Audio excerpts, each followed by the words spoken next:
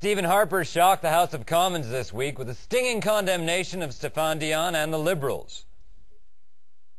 I can understand the passion that the leader of the opposition and members of his party feel for Taliban prisoners. I just wish occasionally they show the same passion for Canadian soldiers. However, recent photos show that the Conservatives too are becoming more sympathetic towards our enemies.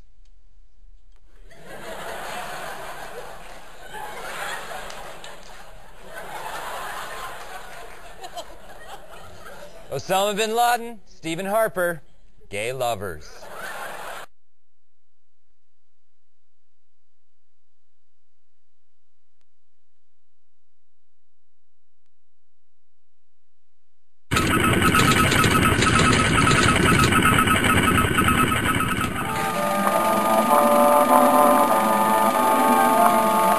The year is 1917, and Representative Oscar Callaway enters a disturbing statement into the U.S. congressional record. The statement reveals why J.P. Morgan interests hired 12 high-ranking news managers. The 12 were asked to determine the most influential newspapers in America. They were to figure out how many news organizations it would take to control generally the policy of the daily press of the United States. The 12 found it was only necessary to purchase the control of 25 of the greatest papers.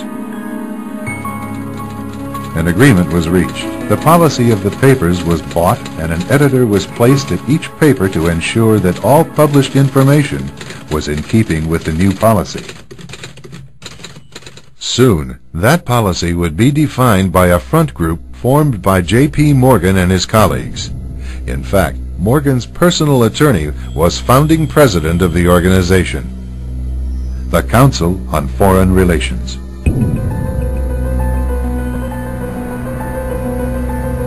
Today, the CFR maintains that its goal is to increase America's understanding of the world. However, the actual objective of this highly exclusive club is revealed by the rare admissions of the insiders themselves. In the early 60s, a Georgetown University professor collects information for a book favorable to the network of powerful men who founded the CFR. For 2 years, Professor Carroll Quigley is allowed to examine the confidential papers and secret records of this network. Quigley reveals that these men aim to create a world system of financial control in private hands, able to dominate the political system of each country and the economy of the world as a whole. In short, they seek total and quiet control of the entire world. And the CFR is their most visible conduit for carrying out that agenda. CFR members include America's wealthiest tycoons, as well as the highly placed elite in government, academic institutions, tax-exempt foundations, and the establishment media. Ruling Class Journalists, written by Richard Harwood, describes the CFR membership as the ruling establishment in the United States. The Washington Post article boasted that news reporters who are CFR members do not merely analyze and interpret foreign policy for the United States, they help make it. Who are these policymakers? Many of their faces are familiar. NBC's Tom Brokaw, CBS's Dan Rather, ABC's Barbara Walters, Jim Lehrer of PBS, William F. Buckley of National Review, media mogul Rupert Murdoch, owner of the giant multifaceted News Corporation. These media heavyweights, and many others like them, are members of the CFR. Powerful corporations are also invited to become members. At the close of the 20th century, CFR influence presided over far-reaching consolidations of media control. In 1995, CFR members Michael Eisner of Disney and ABC's Thomas Murphy merged their media empires. Soon after the merger, the Disney-ABC empire becomes a CFR corporate member.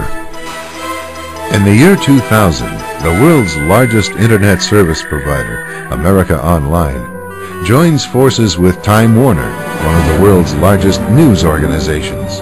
The CEOs favoring the move are CNN's Thomas Johnson and Time Warner's Gerald Levin, both CFR members. Once again, another media giant is created under the shadow of CFR influence. Today, an elite handful of individuals define the agendas that are supported by the empire of establishment news.